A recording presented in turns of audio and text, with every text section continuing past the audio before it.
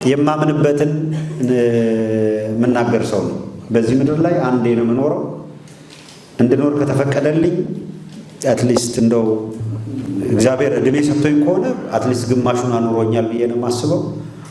ምንም እዚህ ምድር ላይ የምጓጓበት ነገር የለም። አንዳንዱ እንደው ከልቡ ከስጋት ከፍቅሩም ከመውደዱም ከትግሉም ተነስቶ ነው እንደው እባክህ ተጠንቀቅ፣ ወደዛ በሄድኩ ወደዚህ በመጣው ቁጥር የሚጨነቅ ብዙ ሰው አይቻልም። ያስጨንቃል። እዛ በፈላ ጥይት ውስጥ የሚንቀሳቀሱ አሉ አይደል? የሚፈለገው ቦታ በአስቸኳይ ይሄዳል። የአማራ ሕዝብ ያሸንፋል። ጥርጣሬ አይደለም። ስሜ ሳምሶን አሰፋ ይባላል። የምኖረው እዚሁ በእንግሊዝ ነው። አሁን ላይ ያው እንደምንገኘው የለንደን የፋኖ ምሽት በለንደን እንግዲህ ብለን ለወገናችን እንድረስ በሚል መሪ ቃል ሁላችንም በዩኬ የምንገኘው አማሮች ሰብሰብ ብለናል። አማሮች ብቻ አይደለም የአማራ ወዳጆች ጭምር ሰብሰብ ብለን እንግዲህ እንገኛለን ማለት ነው። ፋኖን እያሰብን ወገናችንን ለመርዳት ነው እዚህ የተሰባሰብነው። በዚህ መካከል እንግዲህ ወንድማችን ሀብታሙ ከአሜሪካ ተገኝተዋል፣ በመካከላችን ይገኛል። እንግዲህ ፕሮግራሙ ሊጀምር ነው። ስለዚህ እንግዶቻችን እንግዲህ ከአውትሳይድም ከለንደን ውጪ የሚኖሩ ወንድሞቻችን እህቶቻችንም አሉ። እነሱን እየጠበቅን ነው። እነሱ እንደመጡ ቀጥታ ፕሮግራማችን የሚጀመር ይሆናል። እንግዲህ ያው ትልቅ ኃላፊነት ነው እኛም የያዝነው። የፕሮግራሙ እንግዲህ በበላይነት እንግዲህ እየመራሁት እያስተባበርኩት እገኛለሁ። እንግዲህ ያለው ይሄን ይመስላል። እንግዲህ በኋላ ምናልባት ደግሞ ተገናኝተን ያለው ሁኔታ እንገልጻለን ማለት ነው። በጣም አመሰግናለሁ።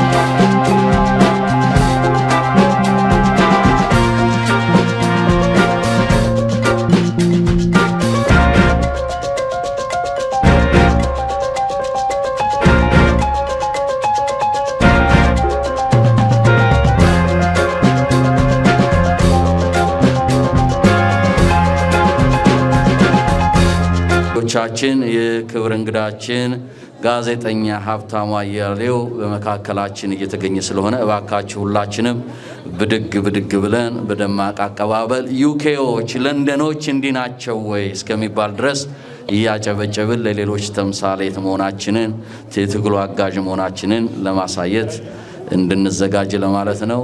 እሱን ለማግኘት እንዘጋጅ። ብድግ በማለት ወንድማችንን እንቀበል። ክብርና አክቲቪስት ሀብታሙ አያሌው እንኳን ደህና መጣ ለንደን።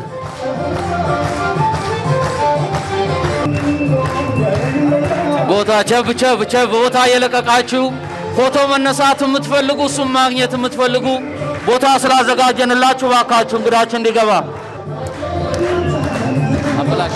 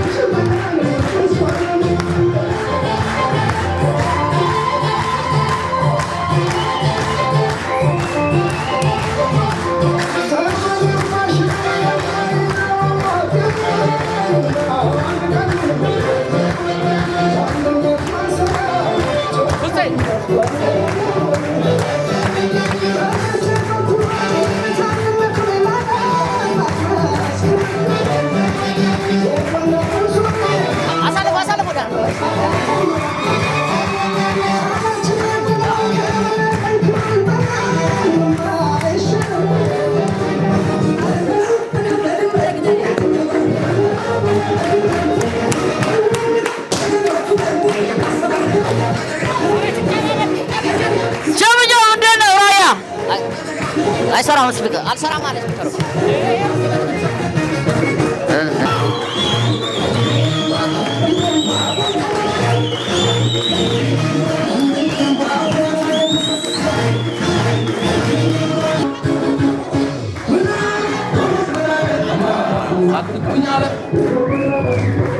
ቀንሰው ነው ሳይ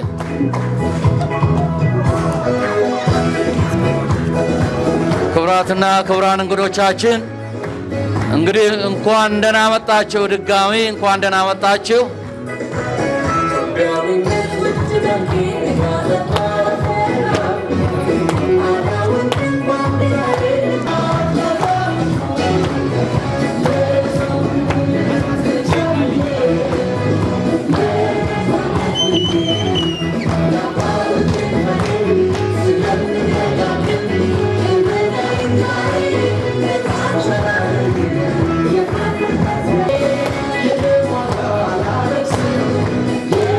ኦኬ ቀንሰው የነገረኝ ኦኬ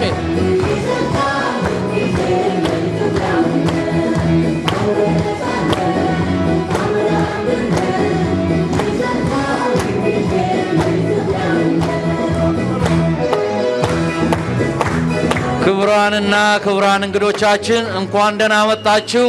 በታላቁ አክቲቪስትና በጋዜጠኛ ሀብታሙ አያሌው ስም እንኳን ደህና መጣችሁ እያልን ቁጭ እንድትሉና ፕሮግራማችን በሚቀጥለው ያለን ፕሮግራማችን ስለማሳወቅ ከክፍለ ሀገርም ከሩቅም በቅርብም የመጣችሁ እህቶች ወንድሞቻችን እንኳን ደህና መጣችሁ እያልን እንግዲህ እስካሁን ድረስ ስላስጠበቅናችሁ በጣም ይቅርታ እየጠየቅን ሁላችሁም እንግዲህ ተጠበውና ተዘጋጅተውበት ያለ የምሳ ፕሮግራም ስላለ በዚህ ዝግጅት ላይ ከጎናችን ሆነው ይሄ ዝግጅት እንዲሳካ ለዚህም ሰው ይሄንን ዝግጅት በማዘጋጀት የጉራጌ ተወላጇ እኔም ፋኖ ነኝ እኔም ከጎናቸው ነኝ በማለት ይሄን ዝግጅት እንዲሳካ ከጎናችን የቆሙ ኢትዮጵያኖችም እንዳሉ እንዳትረሱ። የአማራው መዳን የኛ መዳን ነው ብለው በተስፋ የሚጠባበቁ ብዙ ታዲዮስ ታንተዋሉና እነሱንም ላለማስቀየም መታገል መጣር አለብንና የአማራ መዳን የኢትዮጵያ መዳን ነው። ልዩነት ምንም የለው። ህዝባችንን ለማዳን የምንታገለው ትግል ነው እንጂ የመዳን የመኖርና ያለመኖር የሁሉና ትግል ውስጥ ነው እንጂ ያስገቡን ኢትዮጵያዊ ነን። ስለዚህ ወደ ተዘጋጀልን የምሳ ፕሮግራም ሁላችንም እስካሁን ስላስጠበቅናችሁ በጣም ይቅርታ እየጠየቅን የምሳ ዝግጅቱን በአዘጋጆቹ ስም ዋናዋ ሼፍ ቅድም የተናገርኩት እህታችን እሷ ነች። የጉራጌ ተወላጅ ነች። አረንጓዴ ቢጫ ቀይ ባንዲራዋን ጥላ አታውቅም። ፋኖ ነች። ከዚህ በፊት ባለው ትግል ደግሞ ግንቦት 7 የነበረች ነችና አሁንም አማራ ነፃ ሲወጣ የብርሃኑን ነጋ ቦታ የምንሰጣት ለሷ ነው እንዳትረሱ ላለው እናመሰግናለን። እንግዲህ እንዲሁም ሌሎች ኦሮሞ ወንድሞቻችን የትግሬ ወንድሞቻችን ከዘገየም ቢገባቸው የአማራው ትግል እየተቀላቀሉ ላሉት እንኳን ደህና መጡ እንላለን። ሌሎችም ደቡብም ኮንሶውም በብልጽግና በአብይ አህመድ በኦሮሞማ ሊዋጡ ያሉ ብሔር ብሔረሰቦች የአማራን መምጣት እየጠበቁ ነውና አሁንም በድጋሚ እየመጣን ነው። አዲስ አበባ ለመድረስ ትንሽ ነው የቀረን። ትግሉን ማገዝ ብቻ ነው ከኛ የሚጠበቀውና የትንሽ ቀን ጉዳይ ነው።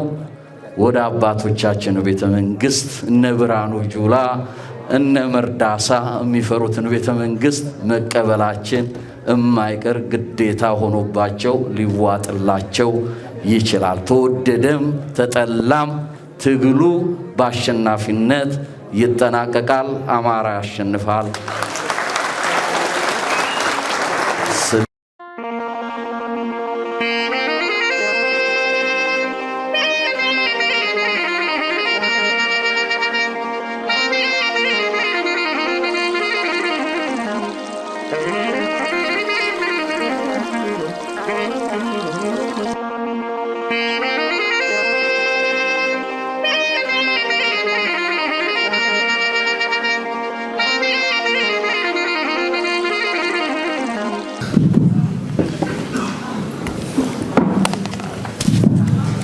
እንደምን አላችሁ? ሁላችሁንም እጅግ በጣም ከልብ አመሰግናለሁ። ቁጭ ብዬ እንድናገር ከፈቀዳችሁ እቀመጣለሁ፣ አለዛ ቆሜ መናገር ለእኔ ምቾት ይሰጠኛል። ብዙ ቁጭ ብዬ ብዙ ሰዓት ስናገርም ስለሙል ብዙ አይከብድም። ሁለቱንም ከሁሉ በላይ የእናንተን ይሰማል። ድምፄ እስከ መጨረሻው እንደሚሰማ እርግጠኛ ነኝ። እየተመገባችሁ ያላችሁ እየተመገባችሁ ግን የተወሰነች ደቂቃ የተጋበዝኩበትን ወይም እንድናገር የተፈቀደልኝን እናገራለሁ። ከዚያም ከእናንተ የሚነሱ ጥያቄዎች ምንም ሊሆኑ ይችላሉ፣ ድንበር አይኖረውም። በእኔ በኩል መልሳቸው የሚገቡ ጥያቄዎች ብላችሁ የምታስቧቸውን ደግሞ እቀበላለሁ። በእኔ በኩል ከሁሉ በላይ ይሄንን በዚህ በለንደን መርሃ ግብሩን አዘጋጅተው እንድንነጋገር ላደረጉት ወንድሞች እጅግ በጣም ትልቅ ከፍ ያለ አክብሮት አለኝ። የለንደን ፋኖ ስላደረጋችሁት፣ ይህንን ህዝብ ስለጠራችሁም፣ እኔም እንድገኝ ጥሪ ስላደረጋችሁ ስለተገኘው ከልብ አመሰግናችኋለሁ እጅግ በጣም። ከዚያም እዚህ ፕሮግራም ላይ የተገኛችሁ ሁላችሁንም ክብር ይስጥልኝ፣ ከልብ አመሰግናለሁ። ለጥሩ ቆይታ ይኖረናል የሚል እምነት አለኝ። እየተመገባችሁ ያላችሁ ብትሆኑ በጣም ላጭር ለአንድ ደቂቃ ላስቸግራችኋለሁ። ፕሮግራማችንን እናንተ አካሂዳችሁ ሊሆን ይችላል። በቤቱ ፕሮግራም ነው የሚሄደው። የምናወራው እጅግ በጣም መራር መስዋዕትነት እየተከፈለበት ስላለ የአማራ ሕዝብ ታሪክ ቀያሪ ትግል ነውና በዚህ ትግል ሂደት ውስጥ ዛሬ እስከደረስንበት እስከዚህ ደረጃ ሲደረስ በዚህ መካከል ከገንዘባቸው አይደለም ከጊዜ አይደለም መተኪያ የሌለው ሕይወታቸውን ሰጥተው ያለምንም ማመንታት ይሄ ትግል በጣም በተደጋጋሚ በሚዲያ እንዳነሳ ነው። መቼም ሰው በነፍሱ መጨከን በጣም ከባድ ነገር ነው። ነፍስ ምን ያህል እንደሚያሳሳ ታውቃላችሁ። በልጅ መጨከንም ከባድ ነው አይደለም? ሰው እንዴት በሁለት ነገር በአንዴ ይጨክናል እያልኩኝ እንደ ምሳሌ ብዙ ጊዜ የማነሳው አፄ ቴዎድሮስን ነበረ። በመቅደላ አፋፍ የመጨረሻዋ ሰዓት ላይ ከተራራው ግርጌ አለማየሁ አለ ልጃቸው። ከተራራው ጫፍ ላይ የምታሳሳ ነፍስ አላቸው። ሁለተኛ ንጉሥ በዘውድ አይጨክንም ይባላል እና በስንት ነገር ጨከኑ በዛች ተራራ ላይ። ለማን ብለው ነው የጨከኑት? ያ ጭካኔ ከምን የመጣ ነው? እንዴት እንደዛ አይነት ልብ አገኙ? በዘውድም በነፍስም በልጅም በሶስቱም ጨከኑ። ኢትዮጵያን የሚመራ ከዚህ ኩሩ ሕዝብ የወጣ ሰውማ ክንዱ በጠላት አይጨበጥም፣ የቀሪው ሕዝብ ታሪክማ እንደዚህ አይጻፍም የሚል መጨከን ነበረ በውስጣቸው የነበረው። በላይ ዘለቀም እንደዛው ልጁን መያዣ ሲያደርጓት ምንድን ነበር ያላቸው? ብትፈልጉ ቀቅሉና ብሏት ልጄን እንጂ ልጄን መያዣ አድርጋችሁ እኔን ከዳተኛ፣ እኔን ባንዳ፣ እኔን እጅ ሰጪማ አታደርጉኝም። እያንዳንዳቸው ከዚህ ማህበረሰብ የወጡ የመጨረሻው መስዋዕትነት ድንበር የት ጋር እንደሆነ እየነገሩን ያለፉት እና በቅርብ ጊዜ ደብረ ማርቆስ ላይ አንዲት እመቤት የምትባል ልጅ ነፍሰ ጡር ናት እና ወደ ማርቆስ የገባውን የብርሃኑ ጁላን ጦር በዚያ ከተማ ውስጥ ተፋልሞ ከዚያ ከተማ ያንን ኃይል ለማስወጣት የመጣውን ብርጌድ አብሪ የሚባል ነገር አለ አይደለ? ከፊት የሚገባው ሌላው ሳይሆን እኔ ነኝ መጀመሪያ መቅደም ያለብኝ። ቦታውን እኔ ነኝ የማውቀው፣ አካባቢውን የማውቀው እኔ ነኝ። እኔ መምራት አለብኝ። የእሷ ክርክር ነው። ሌሎች ደግሞ የለም አንቺ ከፊት ሆነሽ መምራት አይጠበቅብሽም፣ ከኋላ መሆን አለብሽ፣ በዚህ ክርክር መካከል አልቀበልም ብላ እየመራች ስትገባ ነፍሰ ጡር ናት እና የመጨረሻውን መፋለም ተፋልማ የእሷ ህይወት አለፈ። ብቻዋን አይደለችም፣ ነፍሰ ጡር ናት። አሁን የትግሉ ሂደት በዚህ ደረጃ መራር የሚባለውን ዋጋ እያስከፈለ ነው። በዋጋ መከፈል ውስጥ ግን ቀና ብለን በልበ ሙሉነት የምንናገርበት ታሪክ እንዲኖረን ደግሞ እያደረጉ ነው። እናም ወደ ዝርዝር ጉዳይ ከመግባታችን በፊት ይሄንን መራር ዋጋ ህይወታቸውን እየሰጡ ዋጋ ለከፈሉልን የአንዲት ደቂቃ የህሊና ጸሎት እንድናደርግ ላስቸግራችሁ። ከመቀመጫችሁ ተነሱ።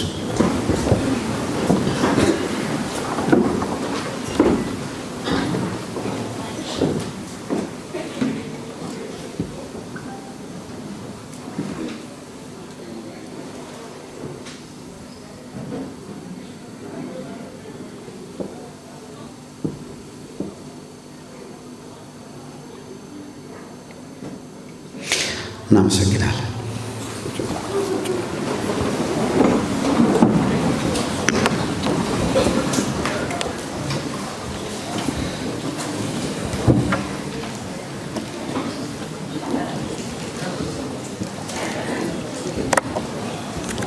እሺ እኔ በጣም የተዛዛ ነገር አላበዛም። እንደዚህ ስል 1 ሰዓት ብቻ ነው ማውራው ማለት ነው።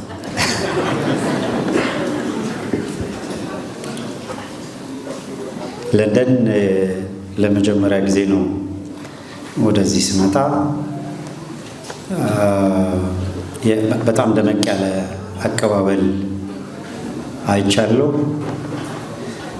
እዚህ አዳራሽ ውስጥ ደግሞ በጣም ቅኔ በዝቷል እና የሚገርም ነው። የዘፈን የምንድነው መግቢያ አሁን ከመጀመራችን በፊት ሊበትኑን ሲሉ አንድ አረጉንና እያፈሱት የቱ ፈሰፈሩት ቁና የሚል ነገር ነው ተከፍቶ የሰማሁት። እዚህ ጋር የፋኖን ትግል መሬት ላይ ያለውን የአማራ ሕዝብ ትግል እየመሩ የነበሩ ያሉም አንድ ላይ እዚህ ከመድረኩ ስርም በሁሉንም አንድ ላይ አድርጋችኋል። ዘፈኑ ተጨምሮበታል።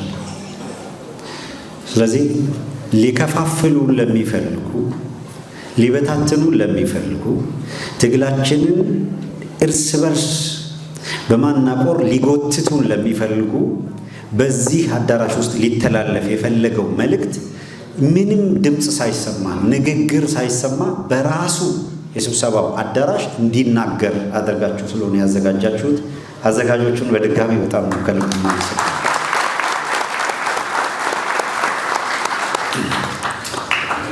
ዛሬ ለማዘን ለማለቃቀስ አይደለም እስከሚገባኝ የተገናኘ ነው።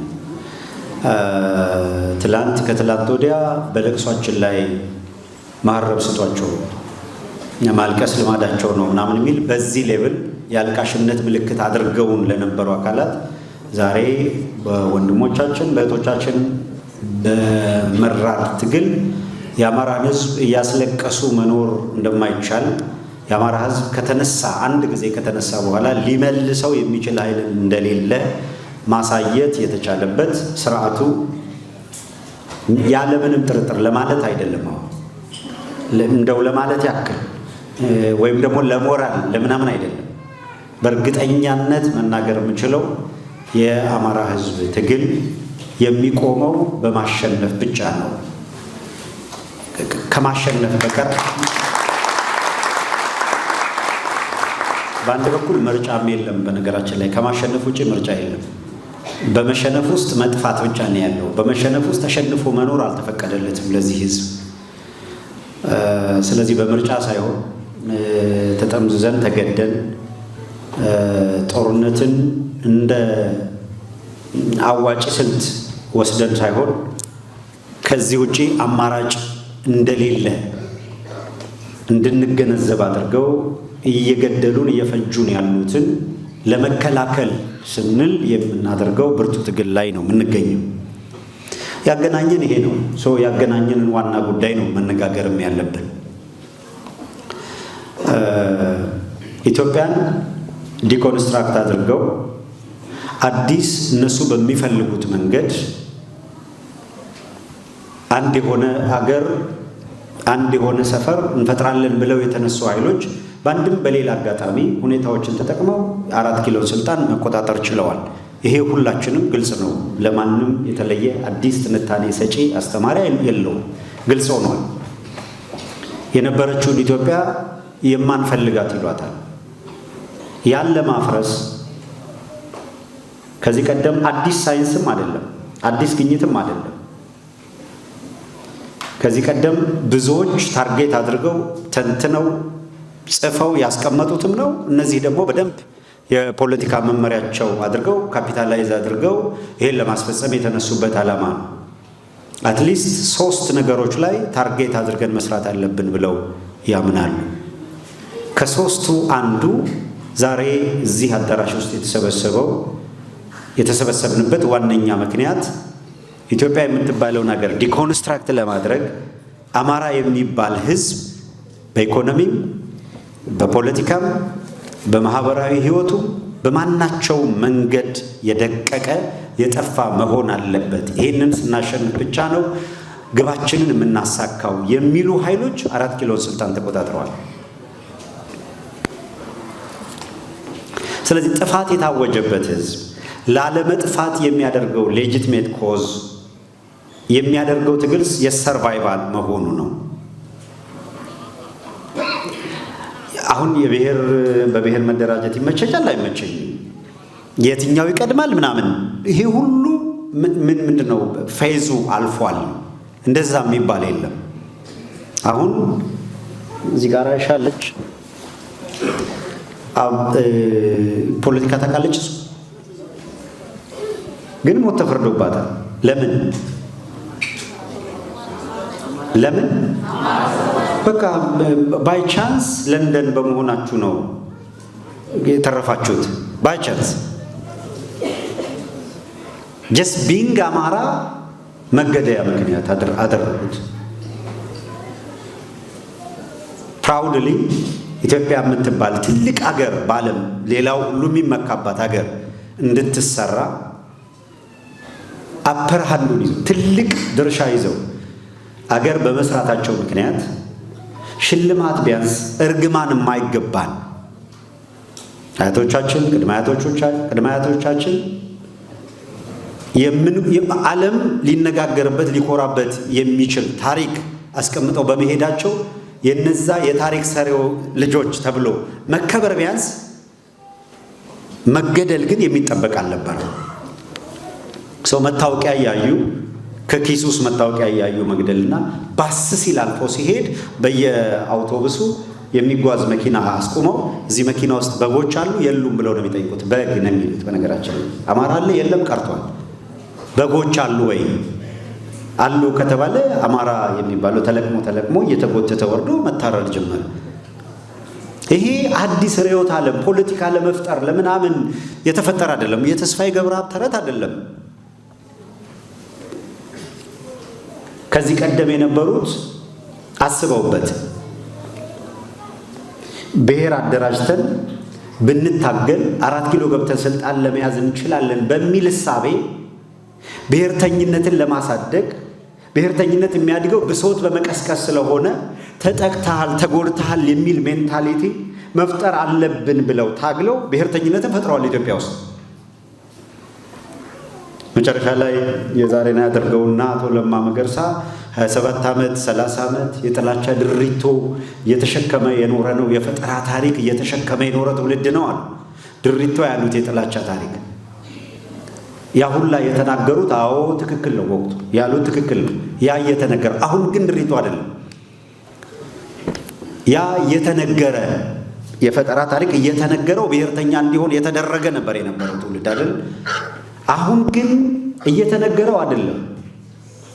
አይኑ እያየ ዛሬ የአገር መከላከያ በሚል ስም ገብቶ ክልሉ ላይ ገብቶ የአማራ ሕዝብ ባለበት ገብቶ ይሄ በ5 ዓመታት ውስጥ የተገደለው የተጨፈጨፈው በየቦታው እንደፈለጉ ወለጋን የደም መሬት አድርገው ያረዱት በየሜዳው የጣሉት በጅምላ የቀበሩት ይሄንን እንተው።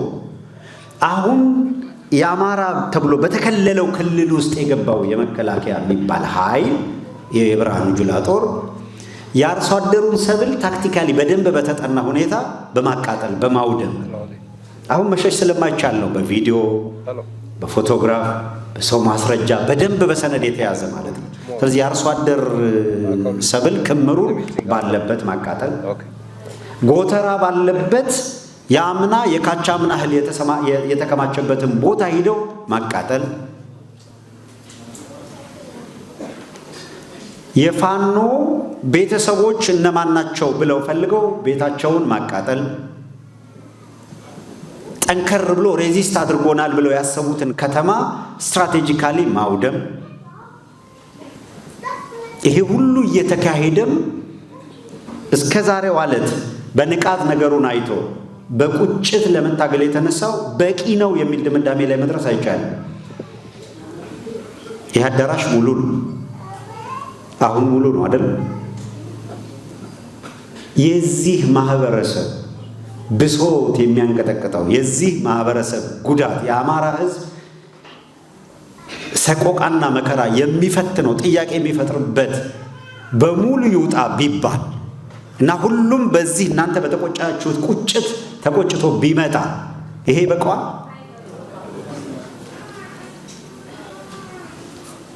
ሰውን ስቲል ሪላክስ የሚያደርጋል እቤቱ ውስጥ ከሚመጣ ማለት ነው። ልክ ችግሩ እቤቱ ሲመጣ የት ነው ስብሰባ ያለው? ለምንድን ነው ሰልፍ የማይጠራው ብሎ ጥያቄ ያቀርባል። ከቤቱ የሆነ አካል አጎቱ አክስቱ ተጎድቷል፣ ያን ፎቶ ይዞ ሊመጣ ሰልፍ አዘጋጁ እንጂ ብሎ ይጠይቃል። ህመሙን ምንድነው መጋራት በጣም ከባድ የሆነበት ሁኔታ ከጊዜ ወደ ጊዜ ያ ፕሮግረስ ግን እንደዛ አይነቱ አመለካከት እየተቀረፈ ከፍ ወዳለ ደረጃ ሰው ጉዳቱን እየተገነዘበ የመጣበት ወቅት ነው። 3 ፌዞች ላንሳ ጠቅላላ አድርጌ በኔ በኩል። የመጀመሪያው መረዳት ያልቻልንበት በጣም ከፍተኛ የሆነ ጥቃት እየተፈጸመ በጠላት ወገን ሊያጠፉን በሚፈልጉ ወገን ሲለዩን፣ ካራክተራይዝ ሲያደርጉ፣ ዲሁማናይዝ ሲያደርጉን፣ ሰነድ ሲያዘጋጁ፣ ከመንግስት መዋቅር ጠርገው ሲያስወጡ፣ የአማራ ተወላጅን እየለቀሙ አብዛኛው ሰው በዝምታ ይመለከት ነበር። ከዚያም ከኦሮሚያና ከቤኒሻንጉል ክልል ላይ ብቻ በአመት 1 ሚሊዮን ማፈናቀል አለብን ብለው አቅደው በሰነድ ጽፈው እንቅስቃሴ ሲጀምሩ አቅደዋል።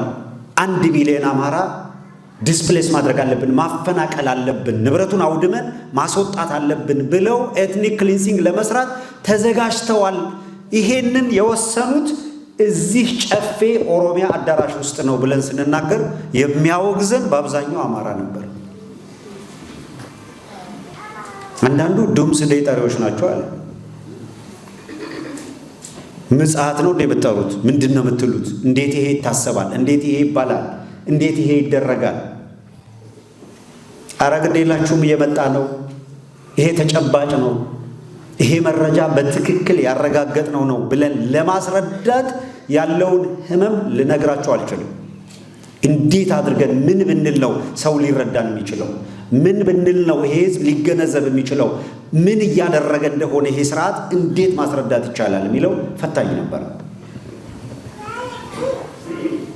ቤኒሻንጉልን የአሶሳ አካል ለማድረግ ቤኒሻንጉል ላይ የሚኖር አማራ ኤትኒክ ክሊንሲንግ መሰራት አለበት ብለው አቅደው እንደ መንግስት ፕሮጀክት ይዘው አብይ አህመድ ብቅ ይልና ኢትዮጵያ ከምትጠፋ አንገቴ ይቆረጣል ሲል የኔ ጌታ የሚለው አቤት ብዛቱ! ኧረ ስለ ፈጣሪ ሰውዬ እያጭበረበረ ነው። እንዴት አድርጎ ማስረዳት? ዛሬ አንገቴን ምናምን እንዳጠፋ አንገቴ ይቆረጣል ቢል ኧረ እኔ ባገኘው ቆርጣለሁ ነው የምትሉት። ባገኘንህ ነው የምትሉት። ዛሬ አይ ነው ከዓመት በፊት ከ2 ዓመት በፊት እንዴት አድርጎ ያጭበረብር እንደነበር አንድ ሰው በዚሁ አጋጣሚ ልንገራችሁ። የእሱ የቅርብ ሰው ነው። እዚህ ሀገር ነው አሜን፣ ለንደን ሳይሆን አሜሪካን ሀገር ነው የሚኖረው። እና ብለን ህዝቡ ቁጣ ውስጥ ገባና አንድ ነገር መረጃ ወጥቶ ህዝቡ እንዲህ ነገር ብሎ ጥያቄ ሲያነሳ በውስጥ መስመር ይመጣና ይጽፍልኛል። ዛሬ ህዝቡን እንደዚህ ያደረጋችሁት አይደለም፣ ህዝቡን አደናገራችሁት አይደል? ዝም በል አንድ ሳምንት ጠብቅ፣ ግድ የለም ወጥቶ አንድ ነገር እስኪናገር ነው። እንዳለ ይሄ የሚጮኸው በሙሉ ግልብጥ ብሎ እንደገና ምን እንደሚል ትሰማዋለህ ይላል። እውነትም እንዳለው ይወጣና የሆነ ነገር ተናግሮ ሆ ብሎ ግልብጥ የተቆጣው እሻውንስ ይላል። ይመጣል ደግሞ ሌላ ነገር እስክታገኙ ድረስ ቀጥል ይላል። ይሄ ሪፒቴሽኑ ለአሰልቺ ጊዜ ተደርጎ የት ጋር ነበረ ብሪጁ የተሰበረውና ሰው አይ አሁንስ በቃ ወደሚል ምርር ያለ ነገር ውስጥ የገባው አንደኛው ዲያስፖራውን በአስቸኳይ ትፈልጋላችሁ ኑ አለና ንቅል ላርጎ ሰው ተጓዘ። አቤት የተረሳ ከረባት ሁሉ ከየቦታው የሄደ ሰው እንዳይወቅሰኝ።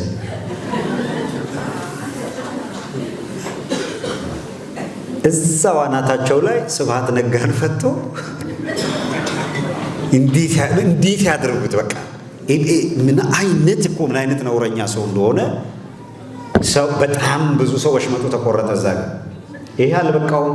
በቤተክርስቲያን ጉዳይ አባቶች እየተለመኑ ሲያጭበረብር ቆይቶ በኢትዮጵያ ኦርቶዶክስ ተዋሕዶ ቤተክርስቲያን ላይ በምን ኤክስተንት ጭካኔውን እንደሚያሳይ ደግሞ አሳይ።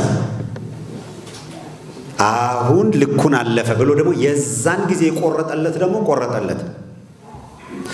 አብይ እኛም የስብሐት ነጋን እኛም ከእናንተ ሁሌ የሰማነው ለማለት ሞከረ፣ የሆነ ነገር ለማለት ሞከረ፣ በቤተ ክርስቲያን ጉዳይ ላይ ያጭበረብር ሞከረ፣ አልተሳካም። አሁን በማጭበርበር የሚታለፍ ሰው እንደሌለ ገባው።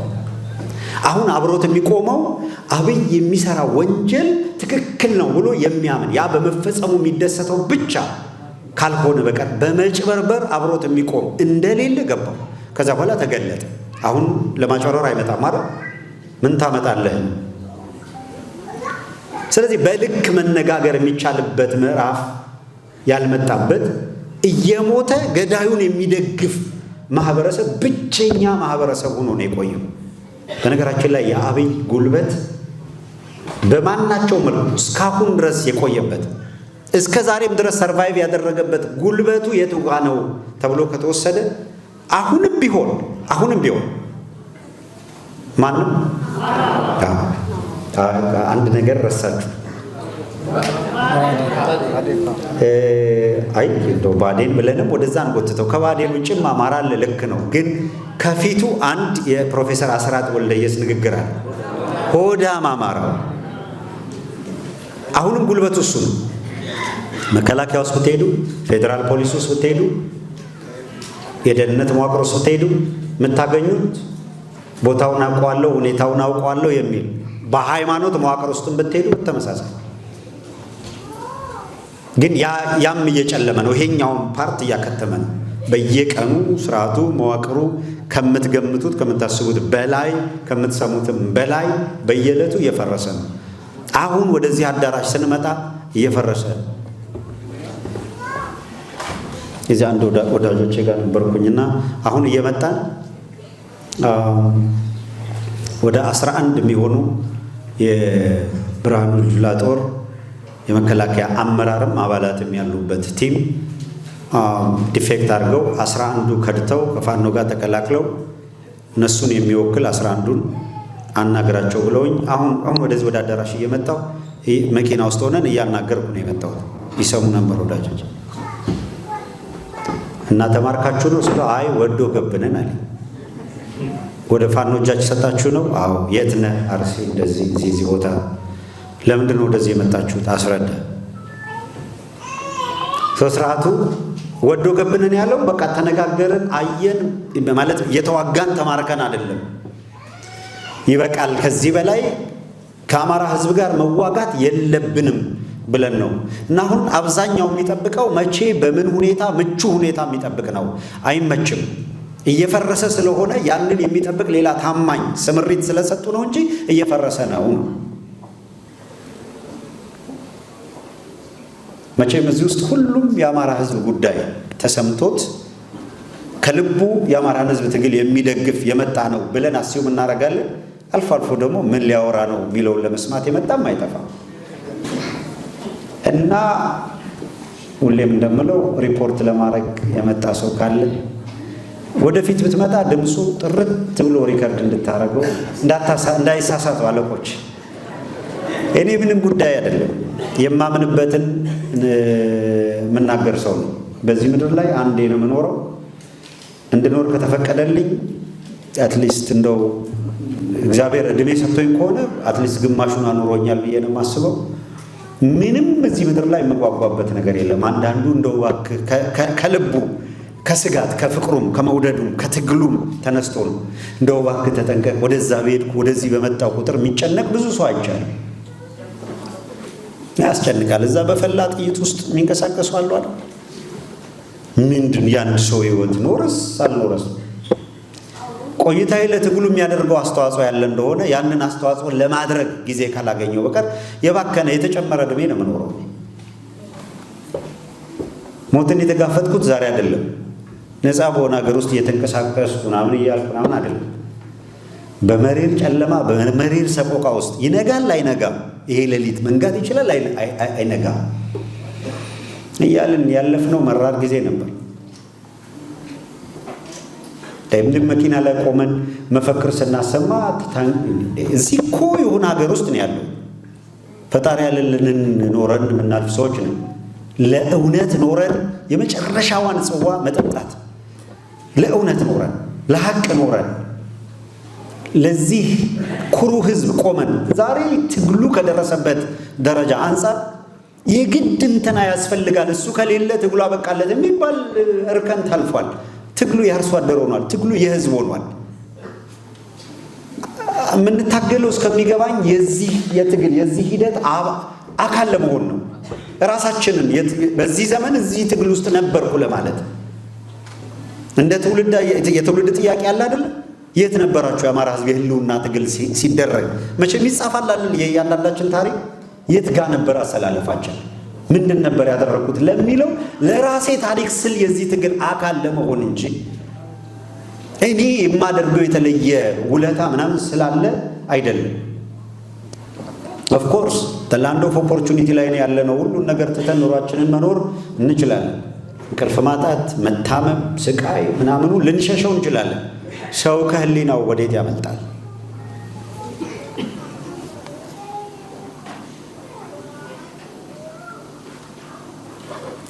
መጨረሻቸውን እንዳንዳርጋቸው ጥቂያ ያደርግባችሁ።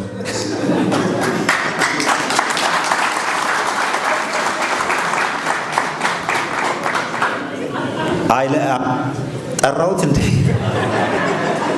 እሺ፣ እንደ ብርሃኑ ነጋ ያርገው። ቢትሬ መደረግ በጣም ከባድ ነው። አምኖ መከዳት በጣም ከባድ ነው። ይህ በፊት ታፈጮሌ የአዲስ አበባ ልጅ ቁጭ በሉ ምናምን ይላል። በስንት ቁጭ በሉ መከራውን ያየ ህዝብ፣ ስንት መከዳትን የተለማመደ ህዝብ አሁን እያንዳንዱን ነገር በጥርጣሬና በጥንቃቄ ማየቱ ችግር የለም። ጥርጣሬው በትግል ሂደት ውስጥ እጅ ለእጅ ተያይዞ ወደፊት ለመሄድ የሚደረገውን ትግል እንዳይጎዳ ጥንቃቄ ማድረግ ያስፈልጋል እንጂ ነገሮችን በጣም እጅግ ሲበዛ በጣም በጥንካሬ መመርመሩ በጣም ጠቃሚ ነው። አቲንክ አሁን ቁርጥ ያደረገ ህዝብ አለ። አትሊስት ነገሩን ተረድቶታል። ፌዟን እሱ ያለመረዳት ችግር ነበር። ሞት እንደታወጀብን ያለመረዳት፣ ልንጠፋ እንደተፈረደብን ያለመረዳት፣ የመንግስት ስልጣን የሚባለውን የተቆጣጠረው ኃይል መጥፋት አለባቸው ብሎ የወሰነብን ህዝብ መሆናችንን ያለመረዳት የመጀመሪያው ምዕራፍ እሱ ነው። አለርት አልሆንም፣ አልገባንም፣ አልተረዳንም፣ አልተዘጋጀንም ነበር። ሰው አሁን ገባ። አትሊስት የሆነ አትሊስት ገብቶናል። በርካታ ህዝብ የእውነት ለአደጋ እንደተጋለጠ ገብቶታል። ደነገጣችሁ? አዲስ አበባ 2005 2006 ላይ ሰልፍ እናደርግ ነበር። በኢትዮጵያ አቆጣጠር ነው 2005 2006 እና መኪና ሰልፍ የምንወጣበት መኪና ናት ላይ ቆመን መፈክር ስናሰማ የዛ የጊዜው ካድሬዎች የደህንነት አካላት ይመጣሉና የማስጠንቀቂያ እላፊ እንዳትናገር ሲፈልጉ ኮታቸው እንደዚህ ገለጥ ያደርጉታል። እዚህ ጋር የታጠቀውን ሽጉጥ እያሳየ ነው። እኔ መኪና ላይ ነኛለሁ እና እሱን እንደዚህ አድርጎ ሲያሳይ የምትናገረውን ተጠንቀቅ እያለ ነው። ከፈራህ ምላስ እየያዘ እና የሆነ ቪዲዮ የማየት አጋጣሚ ኖሯችሁ ከሆነ ትንሽ መረር ይላል ንግግር ያደለ ቁጣ የበዛበት ምናምን መፈክር አሰማል። ሲያሳዩኝ ነው እንደዛ መጮህ፣ ሲያሳዩኝ ነው የበለጠ ምናደደ።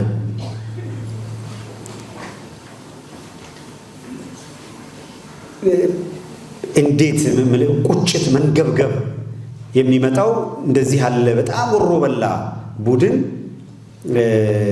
ይሄንን ትልቅ አገር ይዞ እንዴት ይቀጥላል የሚል እንዲህ ያለው ከዛም ደግሞ ሺጥፍ የከፋ አረመኔ ይመጣል የሚል ግምት አልነበረኝም። እውነት ለመናገር በዚህ ደረጃ በቀን ቄራ አድርጎ አንድን ማህበረሰብ እንደ ማህበረሰብ ፈርጆ የሚያጠፋ አካል ይመጣል የሚል ግምት አልነበረም።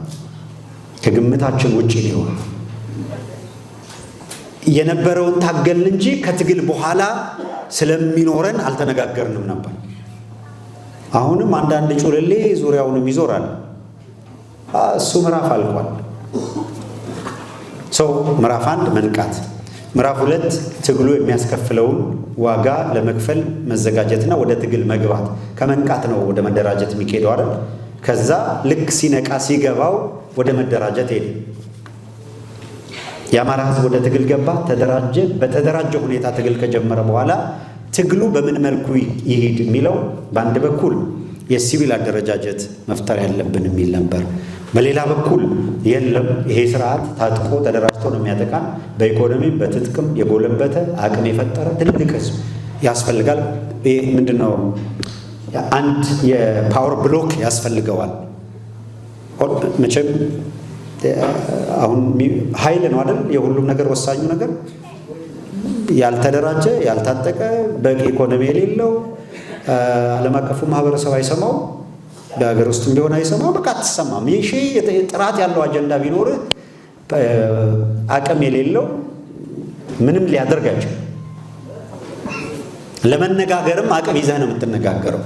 ስለዚህ የሆነ ፓወር ብሎክ እያለን ለፈልፍ ነበረና ያ መፍጠር ላይ ነበረ። በቃ ተፈጠረ። አማራው አሁን ነቅቶ ወደ መደራጀት ሄደ። ከመደራጀት አልፎ በበቂ ሁኔታ ያንን የሚባለውን ኃይል አቅም ለመፍጠር የሚያስችል ሁኔታ ውስጥ ደግሞ ገባ። በ21ኛ ክፍለ ዘመን በጣም በሚደንቅ እጅግ በሚገርም ሁኔታ እስከ አፍንጫው የታጠቀ አየር ኃይል ያለው ሜካናይዝድ ጦር ያለው በፈለገው ጊዜ የሚማግደው በብዙ ሺዎች የሚቆጠር ወጣት በፈለገበት መንገድ ከሁሉም የሀገሪቷ ኮርነር እያፈሰ አምጥቶ መማገድ የሚችል እግረኛው ገንዘብ የሚያገኘው በአገሪቷ ስም ገንዘብ ተበድሮ ያመጣል፣ ያለውን ሪሶርስ ይጠቀማል። ከዚህ ኃይል ጋር ለመታገል ከየመንደሩ በቁጣ የወጣ ወጣት የኢኮኖሚ ምንጭ የሌለው ለመታጠቅ የሚያስችል የመጣበትን ጠላት በዛ ግዝፈት ልክ የመጣበት ጠላት ሊያጠፋ የመጣውን ጠላት ሊመክት የሚችል ይሄ ነው የሚባል ዲፋይን የሆነ የኢኮኖሚ ሶርስ የሌለው ሬሽን የሚያቀርብለት ትጥቅ የሚያቀርብለት የሌለው የሚያሰለጥነው ዶክመንት የሚጽፍለት አቅጣጫ የሚተልምለት የሌለው ወጣት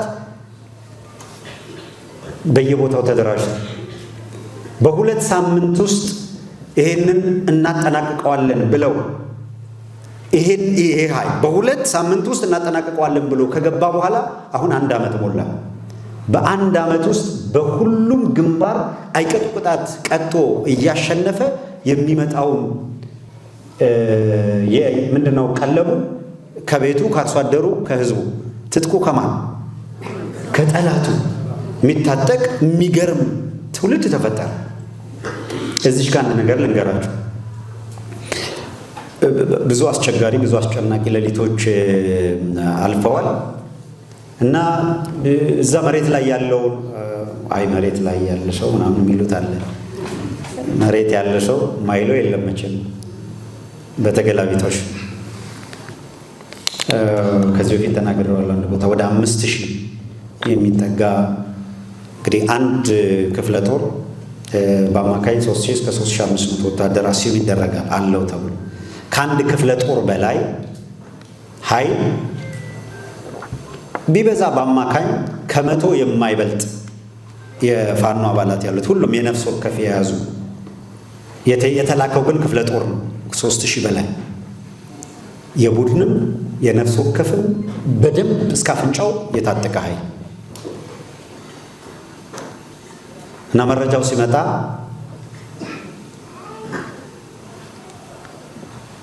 እንደዚህ አይነት መረጃ ደርሶናል። እየመጣ ያለው ኃይል አንደኛ በጣም ታጥቋል፣ ሁለተኛ በቁጥር አንድ ክፍለ ጦር ነው፣ ከ3500 በላይ ኃይል ይዟል። ፕሮባብሊ የአየር ድጋፍ ያገኛል። እናንተ ያላችሁ ቁጥር ይሄ ነው። ስለዚህ ጥንቃቄ ማድረግ ያስፈልጋል። ቶሎ ካላችሁበት ቦታ ቀይራችሁ ራሳችሁን መከላከል፣ ህብረተሰቡንም ደግሞ እንዲህ ኃይል እየመጣ ስለሆነ ራሱን እንዲከላከል ማድረግ ይጠበቅባቸዋል። ስንት ነው ያልከኝ? እኛ ባለን መረጃ አሁን አንድ ክፍለ ጦር ነው። ትጥቃቸውስ?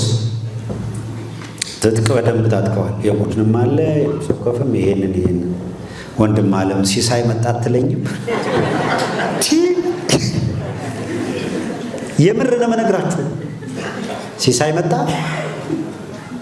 እየመጣ ያለው ኃይል እናንተ ካላችሁበት ታዲያ ከየት እናመጣዋለን? ትጥቁን ይዞልን ከመጣ ያድርስና ይሄድ እንጂ የተረፈው ይሄዳል።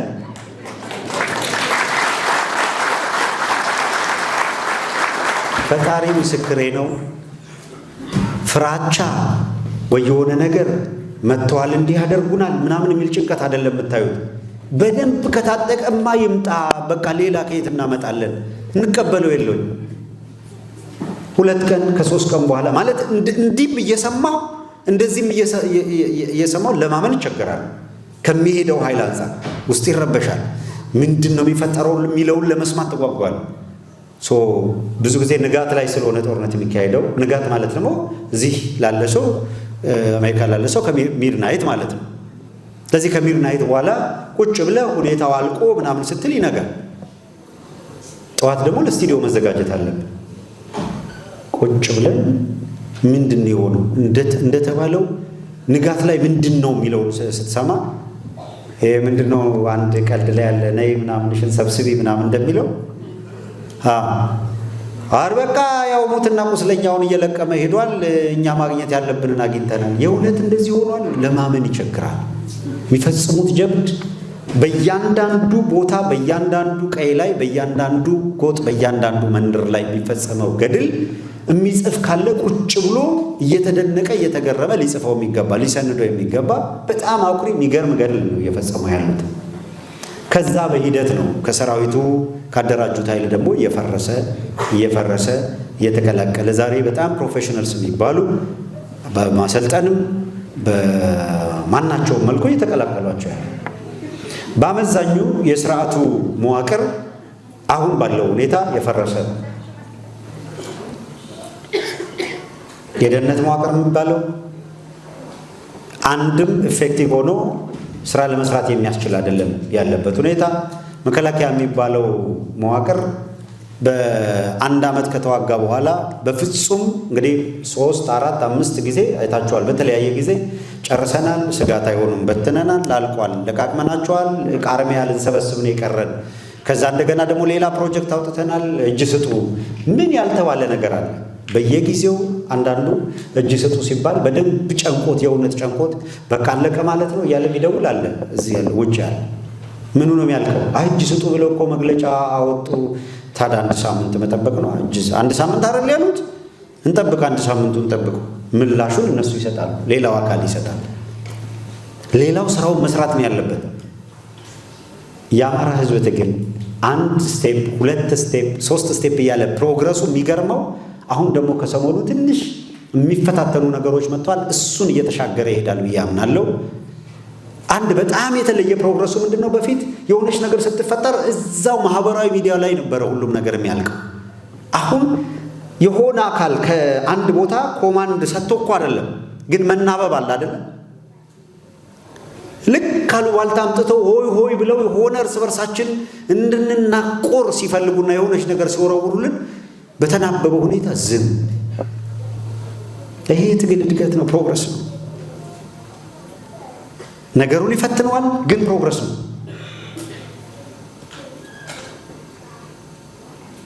አሁን ትግሉ አንድም ቀን በሁለትም ቀን ከተራዘመ የ4 ኪሎ ስብስብ ይሄ ወንበዴ ስብስብ እድሜው ከተራዘመ እያንዳንዱ ቀን የምትራዘመው በእነሱ ጥንካሬ ሳይሆን እኛ ውስጥ በቀረ ባልተወጣ ነው ድክመት ብቻ። የእነሱ ጥንካሬ የሚያቆያቸው አይደለም በፍጹም።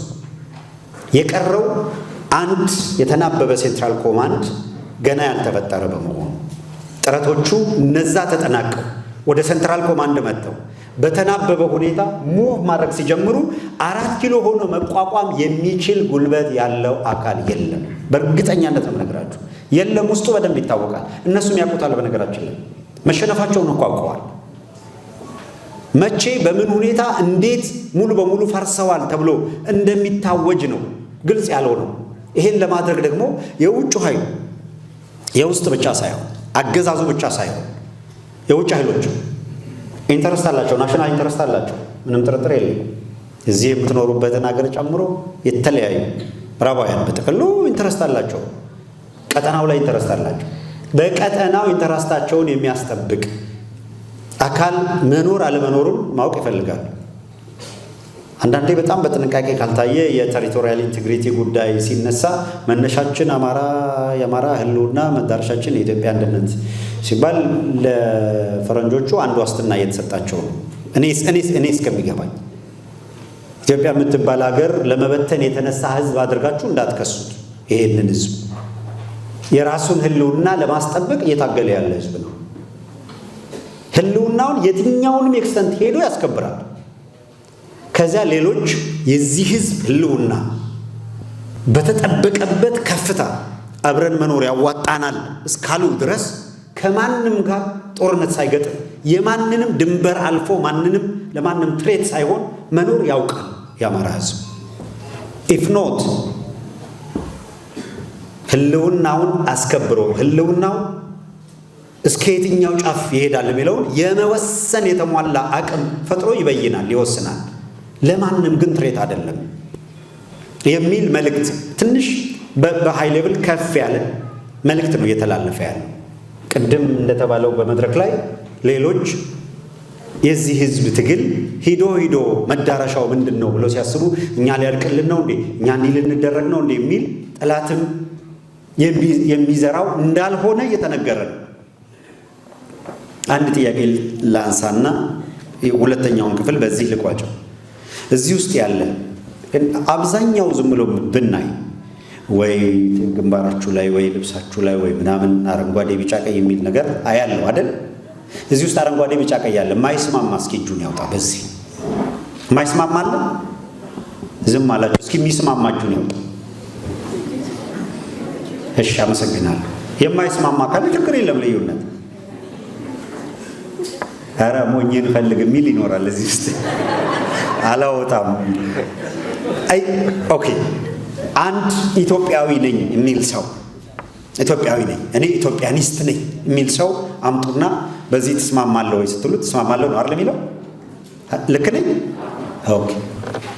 ኢትዮጵያ 4500 የመንግስት ታሪክ አላት በሚለው የማይስማማ እዚህ ውስጥ የ100 ዓመት ነው የ150 ዓመት ነው የሚል ካለ ያወጣ።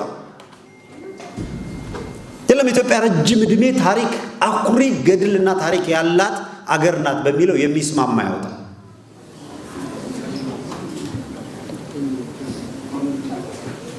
ኦኬ አመሰግናለሁ። እሺ አሁን እንትኑን እየጨረስን አሁን ኢትዮጵያዊ ነኝ የሚለው ሰውዬ እዚህ ቤት ውስጥ ቢመጣ እዚህ ውስጥ ካላችሁት በምንድን ነው የሚለየው? በምንድን ነው የሚለየው? ምንድን ነው ሌላ ያለው ትርጉም? እያንዳንዱ የአማራ ህልውና ያሳስበኛል የሚለው የአማራ ህዝብ ኢትዮጵያዊነት ሌላ ዝም ብሎ ቬግ አይደለም እስከሚገባኝ አይደለም የምናነሳቸው ናቸው።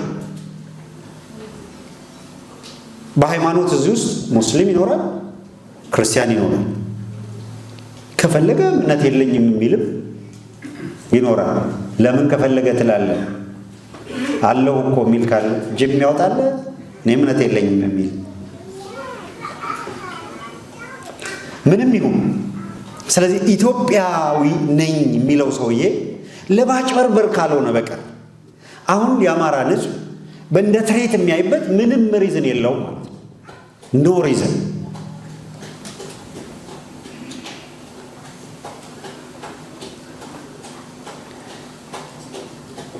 ይሄን ያነሳሁት ለምን መሰላችሁ?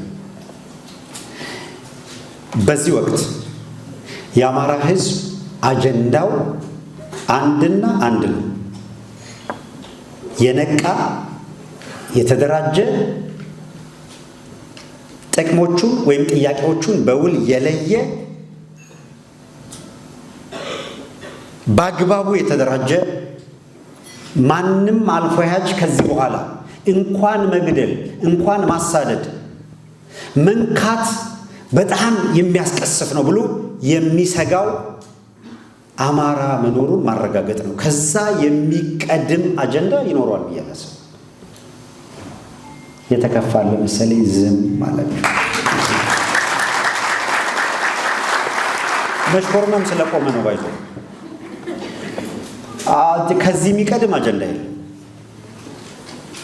እኔ ነኝ እያልኩ ያለሁት እኮ ይሄ በሁሉም መስማማት አለብን ማለት አይደለም። አሁን አንድም ሁለተኛው ቀጥሎ እንመጣበታለን። ቀጥሎ ያለው ፌዝ ቀጥሎ ይመጣል።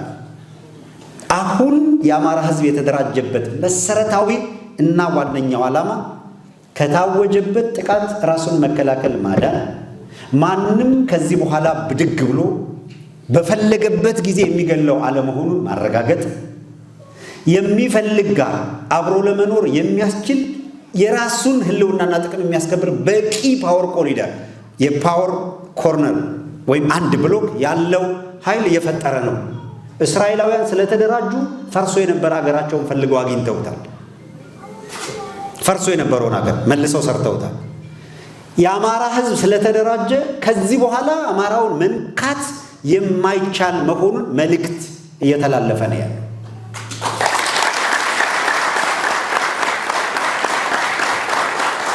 ስለዚህ በእርግጠኛነት ከዚህ በኋላ አልፎ ያጅ ሁሉ አልቅሱ ሶፍት እንሰጣቸዋለን የሚል ፌዝ አይኖርም። አከተመሱ። ትዕግስት አልቋል።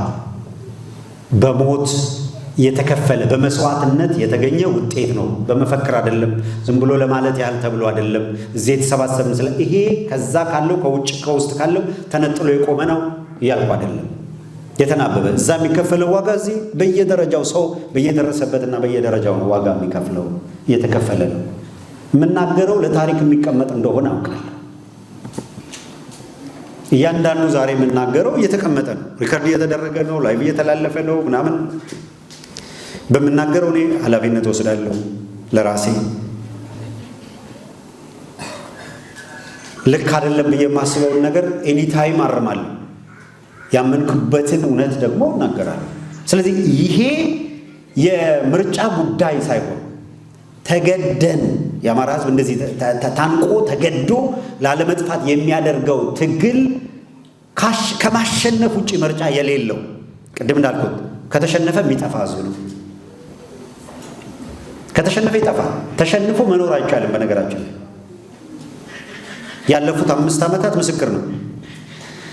ተሸንፎ ከቆመ የጅምላ መቃብሩ ይቀጥላል። የአማራ ሕፃናት ሁሉም አይሻን ይሆናሉ። ወላሂ ካሁን በኋላ ምንድን ነው አልሆንም ያለችው? አልሆንም እያልክ በቃ እንደው በቃ ማሩኛ አልኖርም እያሉ የሚኖሩ ልጆች የሚኖሩባት አገር እንደዚህ ልንቀጥል አንችልም። እንደዚህ ልንቀጥል አንችልም። ልንቀጥል አንችልም ብቻ አይደለም፣ እስካሁን ይሄንን ያደረጉን አካላት እነሱ ሳይጠየቁ ረፍት አይኖርም።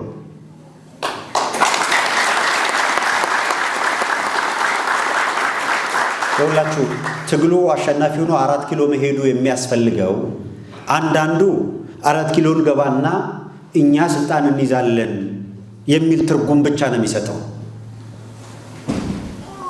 ከዛ ለትርጉም ተጋላጭ ይሆናል። ይሄ ትግል ለሁሉ በኢትዮጵያ ውስጥ ላሉ መልእክት የተላለፈ ስለሆነ እኔ በተረዳሁት አግባብ ነው የምናገረው። የአማራ ሕዝብ ትግል 4 ኪሎ መሄድ ያለበት ሌጂቲሜት ኮዝ ስላለው እያንዳንዱ ብሔረሰብ በኢትዮጵያ ውስጥ ያለ ብሔረሰብ ይሄንን ተረድቶ የትግሉ አጋር መሆን ያለበት 4 ኪሎ የሚሄድበት አንዱና ዋናው መሰረታዊ ኮዙ የዘር መጥፋት ወንጀል የፈጸሙበት ወንጀለኞች የተደበቁት 4 ኪሎ ነው። እነዚህን ወንጀለኞች ይዞ ለፍርድ ለማቅረብ እነሱ የያዙትን መከላከያ ማፍረስ አለበት። ያሉበት ሂዶ እነሱ የተቆጣጠሩትን ቤተ መንግስት መቆጣጠር አለበት። የሚቆጣጠረው ያንን ቤተ መንግስት ተቆጣጥረው ወላሂ አማራ አልሆንም እያሉ ሕፃናት ልጆቻችንን ገለዋል፣ ረሽነዋል።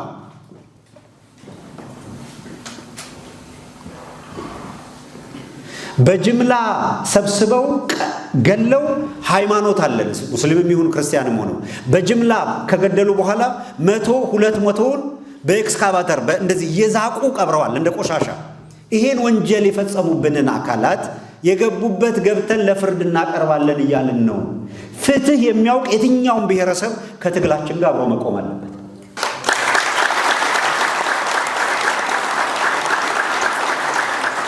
የአማራ ሕዝብ ትግል የሚመሩ ፋኖች በየትኛውም አቅጣጫ ወደ 4 ኪሎ የሚያደርጉትን ጉዞ ማገዝ ከፍትህ ጋር መቆም ነው።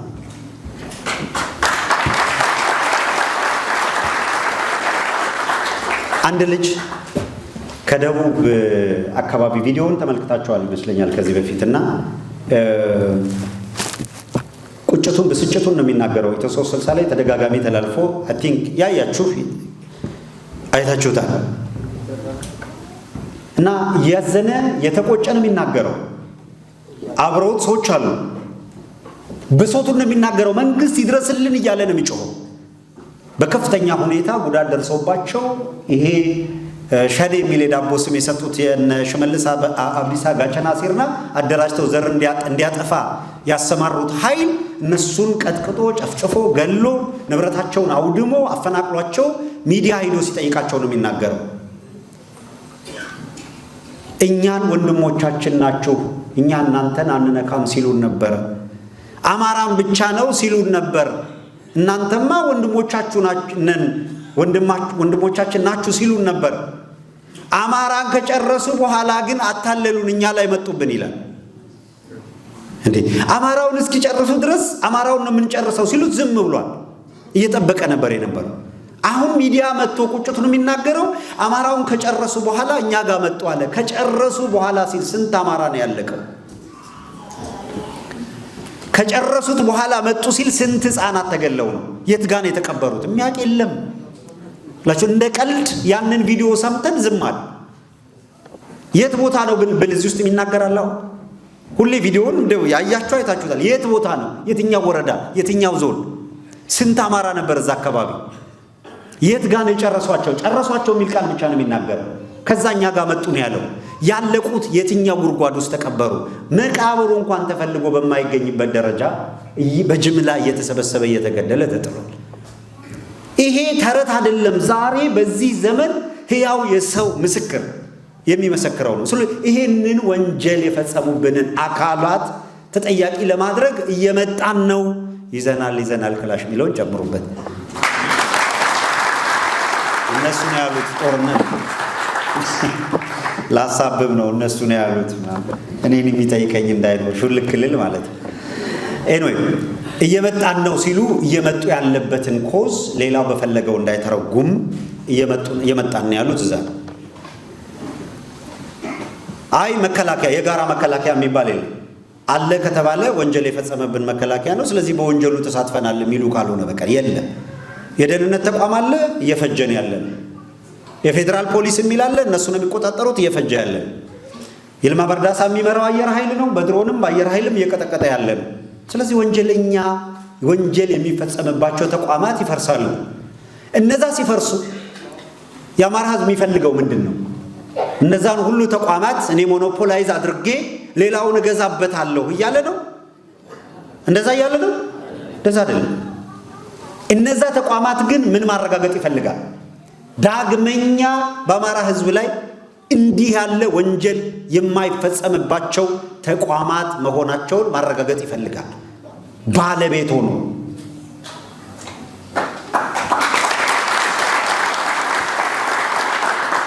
እነዚህ የንግግር የውይይት የድርድር የምናምን ውጤት ሊሆኑ ይችላሉ። ነገር ከዚህ ወሮ በላ ስርዓት ጋር ከዚህ ወንበዴ ስርዓት ጋር ከዚህ ይህንን አስከፊ ወንጀል የፈጸመ አካል ጋር የሚደረግ ውይይት የሚደረግ ንግግር ምን መልክ መያዝ አለበት? ድርድር ተረፈ የሚለው ሲመጣ በነገራችን ላይ አይ ድርድር የሚባል ምናምን ገለመል የተዘግቶ ብሎክ ነው አይደለም። እየተላለፈ ያለው መልእክት እሱ አይደለም እስከሚገባ።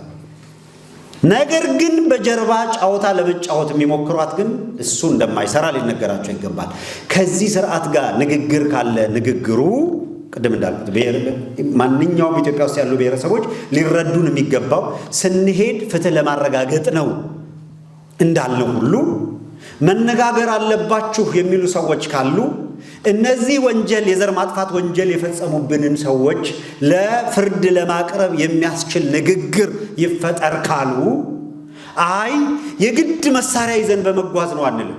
ለፍርድ እንደሚቀርቡ ልንነግራቸው መገናኘት ይቻላል፣ መነጋገር ይቻላል። ከዚያ በመለስ ግን ሁሉ ምንድነው እንደበለጠ ሞላ አይነት 3-4 ሰው የሆነ ስልጣን አጋርተን ይህ ሁሉ መስዋዕትነት የተከፈለበትን ምናምን ጉዳይ በጓሮ እንበለዋለን ምናምን የሚል እሳቤ ካለ ግን የመሸበት ነው። እንደዚህ አይነት ጫወታ አይሰራም።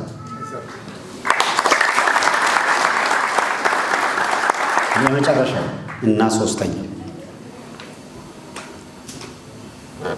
የትግል ሂደቱ ሁሉ መደምደሚያ ምንድነው ሊሆን የሚገባው? የት ጋር ነው አንድ እርምጃ ወደፊት መሄድ ያቃተን? ካልሄድን ምን እያጋጠመ ነው የሚለውን ደግሞ እንድንግባባበት ያክል የተወሰነ ሐሳብ ላንሳ። አሁን እንደምታዩት በየቦታው ትግል አለ። ትግሉ ፕሮግረሲቭ ፕሮግረሱ በየቦታው የዛሬ 5 ወር 6 ወር እያንዳንዷ ቀበሌ ላይ 10ም 20ም 30ም ፋኖ አለ፣ እዚህ ቦታ ፋኖ አለ ነው አይደል የሚሰማው? ከዛ ወደ የትኛው ስቴፕ ሄደ? 1 ሻለቃ 2 ሻለቃ 3 ሻለቃ ሚል መጣ። ቀጥሎ ወዴት አደገ? አሁን ምን መስማት ጀመራችሁ? የከሌ ብርጌድ የከሌ ብርጌድ የከሌ ብርጌድ በየቦታው አይደለም። አሁን ደግሞ ምን እየሰማችሁ ነው? ክፍለ ጦር የእንትና ክፍለ ጦር የከሌ ክፍለ ጦር ሻለቃ የተሰባሰቡት የሻለቃ ስያሜ ያልነበረው ስያሜም እኮ አልነበረ። በወል ዝም ብሎ ፋኖ የሚለው ብቻ ነበር አይደል የነበረው። ያ በእያንዳንዷ ሻለቃ ጦር ስያሜ የሰጠ አለቃ እየመረጠ በየቦታው ሻለቃ ጦር ሻለቃዎች እየተሰባሰቡ ብርጌድ የብርጌድ መሪ ብርጌዶች እየተሰባሰቡ ክፍለ ጦር የክፍለ ጦር መሪ። አሁን ክፍለ ጦሮች ተሰባስበው እዚህ መስርቱ ሲባል የጎጃም እዝ፣ የጎንደር እዝ፣ የሸዋ እዝ፣ የወሎ እዝ እነዚህ በጋራ ሲመጡስ አንድ አማራዊ ድርጅት ይምጣ በዲሲፕሊን የሚመራ ለሌላው ምንድነው በዲሲፕሊን የሚመራ ሲባል በደንብ ግልጽ እንዲሆን አንዲት ምሳሌ አጭር ልክ ትግሉ ገፋ አድርጎ ሲመጣ ቁጭ አሉና እነ አብይ አህመድ መጀመሪያ ሊበትኑት ታክቲካሊ የፋኖ ሽልማት የሚሸለም የማይሸለም የተዋጋ ያልተዋጋ ወዘተረፈ ሚል አለ ታስታውሳላችሁ። ከዚያ ቀጥሎ ደግሞ በዛ ሊከፍሏቸው ፈለጉ። አንድ ሁለተኛውስ እምቢ ያሉትና ያ መረጃው ወጥቶ ሲከሽፍባቸው አንዲት ነገር ይዘው መጡ። ከሽልማት ቀጥሎ ሚሊሻም ልዩ ኃይልም መከላከያም እንድትገቡ ተመቻችቶላችኋል፣ ወደዚህ ትገባላችሁ፣ ኢመደበኛ የሚባል ጨዋታ ይቀራል። ልዩ ኃይል ግቡ ነው ያሏቸው። አስተውሉ። ልዩ ኃይሉን እኮ የማፍረስ እቅድ እኮ ከጀርባ ሰነዱ እኮ ተዘጋጅቶ አልቋል። መጀመሪያ ፋኖን በሙሉ ትጥቅ ለማስፈታት መረጃው መጣ፣ ፈረሰ፣ ሳይሳካ ቀረ። ከዛ አብይ ወጣና ካራክተራይዝ አደረገ። ምን አመጣ? ዶላር ድራግ። የምታስታውሱ ከሆነ ይሄን ንግግሩን ታስታውሳላችሁ አይደል? ዶላር ጥቁር ክላሽ አለ፣ ከዛ ዶላር አለ፣ ከዛ ድራግ ምናምን ጨመረበት። በዓለም አቀፍ ደረጃ ሽብርተኛ ሊያስብል የሚችሉ ነገሮች ኤሌመንቶች አወጣና ካራክተራይዝ ለማድረግ ሞከረ። ዳንኤል ክብረት መጣና ስም ሰጠ፣ ጃዊሳ የሚል ስም አመጣ። ጃዊሳ የሚል ስም ሰጥተው ካራክተራይዝ አድርገው ዝርዝሩ ከጃዊሳ ስር ምን አመጡ? ጃዊሳ ማለት ብለው ትርጉም ሰጡት አይደል? ወንበዴ፣ ዘራፊ፣ እንደዚህ ገለመሌ ምናምን የሚል ሰጡት። አሁን ትግሉ ሊቀጥል ሲል ወደፊት ገፋ አደረገ። ባልጠበቁት ሁኔታ ከተሞችን መቆጣጠር ውስጥ ሲገባ አንድ ማነቆ መጣ። አብዛኛው ሰው እንዴ ወያኔም ሲታገል ባንኩን ምኑን ምናምን አድርጎ ነው፣ ኦነግም ሲታገል እንደዚህ ነው፣ እናንተ ጨዋ ጨዋ ተጫወቱ እያላችሁ እኮ እነዚህን ሰዎች አደነዘዛችሁ የሚልና ግፊት የሚያደርግ ጎበዝ፣ ኧረ እንደዛ አይደለም ነገርየው፣ ከሌላ የታቀደው ይሄንን አካል ወንበዴ ለማለት ዘራፊ ለማለት የተዘጋጀ ነው። ይህ አካል እንደዛ እንዳልሆነ ማሳያው መንገዱ አንድ፣ ሁለተኛው እሱን ለማሳየት ዓለም እንዲረዳው እውነቱን ለማድረግ፣ ሁለተኛ ግን ወጥ የሆነ ሴንትራል ኮማንድ ባልተፈጠረበት እያንዳንዱ በየቦታው ያለ ሻለቃም ባልተሰባሰበበት በየቦታው ያለ ኃይል የፈለከውን ኦፕሬሽን በየቦታው ስራ ካልክ ሴንትራል ነገር ስለሌለው አናርኪዝም ይመጣል። ይሄ ግልጽ ነው። ማናቸው በኦፕሬሽን የሚገኙ ሪሶርሶችም ወደ ሴንተር መጥተው ለአጠቃላይ ለሂደቱ ከሚጠቅሙ ይልቅ ግለሰቦች የሚከብሩበትን ሁኔታ ሊፈጥር ይችላል። አለመተማመኑን የበለጠ ያሰፋዋል። እዛ ጋር ትንቅንቅ ተፈጥሮ ሴንትራል ኮማንድ እስከሚፈጠር ድረስ አናርኪዝም እንዳይፈጠር የሚቆጣጠር ኃይል ያስፈልጋል ሲባል በጣም እንደው አንዳንድ ጊዜ የተገፋ ህዝብ፣ ኮዝ ያለው ህዝብ በእውነት ፈጣሪ ያገዘው ይሄንን ህዝብ በየቦታው ያለ የማህበረሰቡ እሴትም ተጨምሮበት አንዲት ኮሽታ ሳትፈጠር በዲሲፕሊን የሆነውን ሁሉ አደረገ። ፈረንጆቹ ተሰባሰቡና እንዴት ታጣቂ ኃይል ዋና ከተማን ጨምሮ እንደዚህ ከተሞችን ሲቆጣጠር ሊፈጠር ይችላል ተብሎ የሚታሰበው ዝርፊያ፣ ወዘተረፈ ግድያ እንዴት ነው ያልተፈጠረው ብለው ሲያስቡ እንደገና ይጠናኮ ነው የተባለው። ባይዘው ይሄ እንደገና መታየት አለበት። አዎ በየትም ዓለም ገጥሞና አያውቅም እስኪሉ አደረሳቸው። ዲሲፕሊን የተሞላ ኃይል ማህበረሰብ መኖሩ ተረጋገጠ። እህሳ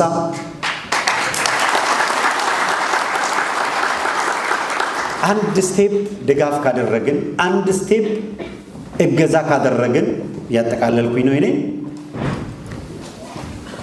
ትግሉ ዲሴንትራላይዝ የሆነ ከማዕከል አንድ ሰው ወይም ሁለት ሰው ምልክት ሆኖ ወደ ግራ ታጠፍ ወደ ቀኝ የሚለው ማለት አይደለም። ነገር ግን በኩል ሰዓት በተጠና ሁኔታ የት መቼ ምን መደረግ አለበት ብሎ አመራር የሚሰጥ አካል መፈጠር የግድ መኖር ስላለበት አንዱ ለሌላኛው ትከሻ አጋር እንዲሆን ማሰባሰብ ይጠይቅ ነበር።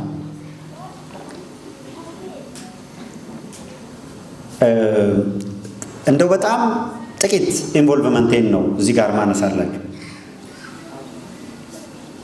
ሳተላይት የያዙ አመራሮች በተለይ አመራር የሆኑት አይከን የሆኑት ስርዓቱ ታርጌት ያደረጋቸው በዋነኛነት አካላት ለጥቃት እንዳይጋለጡ ከማንኛውም ስማርትፎን ርቀው ሳተላይት ነው ያዙ። ሳተላይት ቱ ሳተላይት መገናኘት እንዳይችል ኮንጀክትድ ይላል። አንዱ ሳተላይት ወደ ሌላኛው ሳተላይት እንዳይገናኝ ማድረግ ችሏል ስርዓቱ። ከሳተላይት ወደ ፎን መገናኘት ይችላል። ከሳተላይት ወደ ሳተላይት የማይገናኙ ከሆነ ሳተላይት ስልክ የያዙ እርስ በራስ አይገናኙም ማለት ነው አይደል? ስለዚህ እያንዳንዱ ሳተላይት የያዘ አመራር ሴንትራል ላይ በኮንፈረንስ ውጭ ያለ ሰው ካላገናኛቸው መገናኘት የማይችሉበት ሁኔታ ተፈጠረ። እዚህ ሚድናይት ሲሆን እዛ ይነጋል። ስለዚህ ከሚድናይት በኋላ ቁጭ ብሎ እነሱ እየተገናኙ እንዲመክሩ ለማድረግ ይህንን ጠብቆ እስከ መጨረሻው የሚሄድ ሰው ያስፈልግ ነበር። የነሱ መገናኘትና መመካከር ህመም የሚፈጥርበት በሙሉ ያላለው፣ ያላወራው፣ ያልቀባጠረው፣ ያልወረደው፣ ያልወጣው የለም። ዞሮ ዞሮ ግን ተገናኙ፣ ተነጋገሩ። ሊበትኑ ሲሉ አንድ አረቡንና የሚለው ይሄ በንግግር በውይይት አንዱ ለሌላኛው ተሳስታችሁ አንዱን ከፍ አንዱን ዝቅ በማድረግ እንትናን ከከሌ በማሳነስ የሰፈር ልጅ ሊሆን ይችላል፣ የስጋ ዘመድ ሊሆን ይችላል። ከወንድም ጋር አብረህ ቁም። በዚህ ወቅት እከሌ አያስፈልግም፣ ባንዳ ካልሆነ በቀር አያስፈልግም ብለህ የምትገፋው አካል የለም።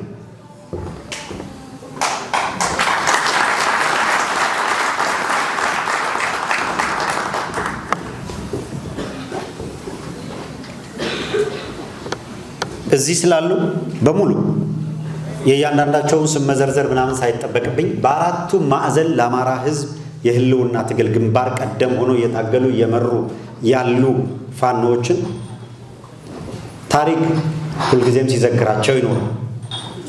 ዛሬም ነገም ከነጎዲያም ከሁላችንም አንደበት መውጣት ያለበት ግን አንድ ነገር አለ። የትግላችሁ ፍሬ መለኪያው አንድ ሆናችሁ ተሰባስባችሁ ጠላት የመጨረሻ ተስፋ ቆርጦ በቃ አለቀ በሚለውን በራሱ አንደበት እንዲያውጀው እናንተ ተሰባሰቡና በጋራ ሆናችሁ ኑ።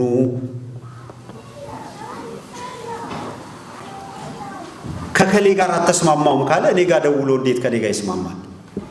ከኔ ይልቅ እዛ ያለው ወንድሙ ጋር ነው አይደል መስማማት ያለበት። እኔ ማገዝ ያለብኝ እንዲስማሙ ነው።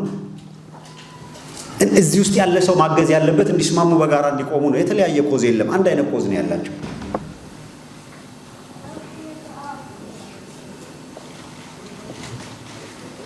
ወደ 40 የሚጠጋ የስለላ ስራ የሚሰራ ኃይል ብአዴን ስምሪት የሰጠው የዛሬ 3 ወር ገደማ ነው።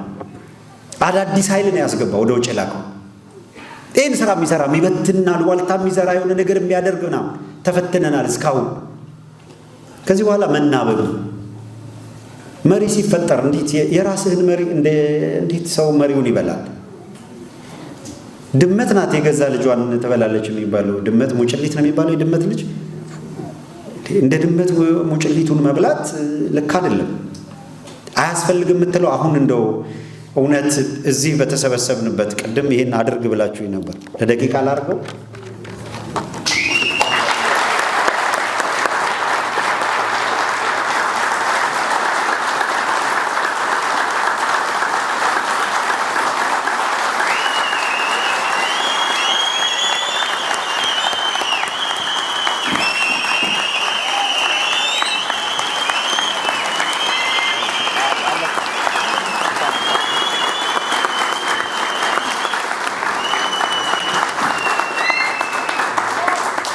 ልክ እዚህ ጋር እንደቆማችሁ የመሬ ወዳጆ ቢኖር እንደዚሁ አድርጌው፣ የዘመነ ካሴ ቢኖር እንደዚሁ አድርጌው፣ የጋሽ መሳፍንት ቢኖር እንደዚህ አድርጌው፣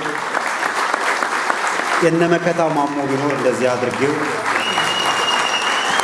የነ ዝናቡ ቢኖር እንደዚህ አድርጌው፣ የታላቁ እስክንድር ነጋን እንደዚህ አድርጌው፣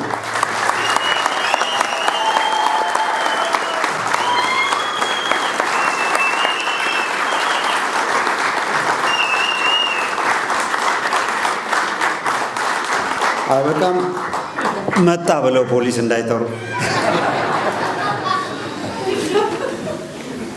አሁን በፈጣሪ አሁን ይሄ ልጅ ምኑ ነው የሚጠላው?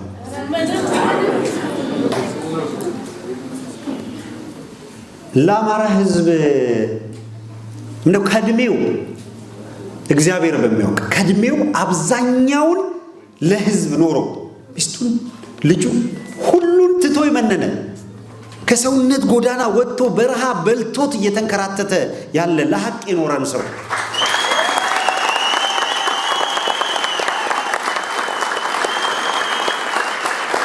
ዛሬ የአማራን ሕዝብ ትግል እያንዳንዱ አርሶ አደር የአማራን ሕዝብ ትግል ተረድቶ ሕይወቱን ለመስጠት በተሰለፈበት የአማራን ሕዝብ ትግል አልተረዳውም። ሊረዳው እንዴት ማለት ነው? እኔ በጣም ከባድ እኮ ነው። ጊዜውስ አሁን ከሌን ጎትተን ከሌን ከፍ አድርገን ምናምን የምንልበት ሰዓት ነው ወይስ? እና እንደው በእውነት ነው የምለው የምንናፍቀው ቀን ይሄ እንደሆነ ነው መንገር ያለብን። ሁላችሁም እዚህ ቤት ያላችሁ የምንናፍቀው ቀን እስክንድር ነጋም ዘመነ ካሴም መከታው ማሞም ሻለቃ መሳፍንትም ምሬ ወዳጆም ኮሎኔል ፋንታሁንም ሻለቃ ዝናቡም ሻለቃ ስለሽም አስረስ ማረም መከታው ማሞም ደረጀ በላይ ቅድም ሲናገር አይቻለሁ። ደረጀ በላይም ሻለቃ ውባንተም ሻለቃ ሰፈርም ሻለቃ መሳፍንት እነዚህ ሰዎች እጅ ለእጅ ተያይዘው አብረነን በጋራ ቆመናል ብለው እነዚህ እንደው በእውነት እዛ ያለው 4 ኪሎ እንደው ዝም ብሎ በስጋት ብቻ ባንድ ቀን አያናጉትም? ምኞታችሁ እነዚህ ወደ አንድ እንዲመጡ ከሆነ በምንም ተአምር በመካከል ልዩነት ሊያመጣ የሚችልን ነገር በሙሉ ወደ ውስጥ መያዝ፣ ሰብሰብ ማድረግ፣ ምክራችን፣ ሐሳባችን፣ ተግሳጻችን ወደዛ የሚወስደን እንዲሆን ማድረግ ይጠበቃል። የትግሉ ሁሉ መጨረሻ ፍጻሜ የሚሆነው ይሄ ኃይል በጋራ ቆሞ ወደፊት እንዲገፋ ማድረግ ነው። ማን መሪ ይሆናል? እንትና እዚህ ቦታ ቢሆን እከሌ ይሄንን ቢመራ እያለን እኛ ምድብ ሰጪ እንዴት እንሆናለን? በቃ እኔ ማምነውን እውነት የምነግራችሁ ይሄንን ነው። እዚህም መስረት ነው አይደል? ቅድም እንዳለው ሻለቃ ብርጌድ ዝም ብሎ እኮ አልመጣም። ተደክሟል እኮ ብዙ ተለፍቶበታል። ሻለቃ ማን ነው?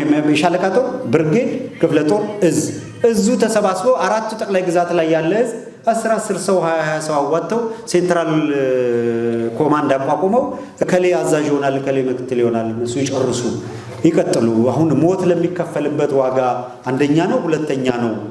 እኛ ይህንን ወሮ በላ ስርዓት ለአንዴና ለመጨረሻ ጊዜ አክትሞለት በአደባባይ የሌሉትስ ጎበዝ የሌሉ እኮ አሉ። ቅድም የጠቀስኳቸው በርካቶች እኮ እንዴት አስቻለው ደሴ እኮ የሉ፣ እነ ጎቤ መልኬ የሉ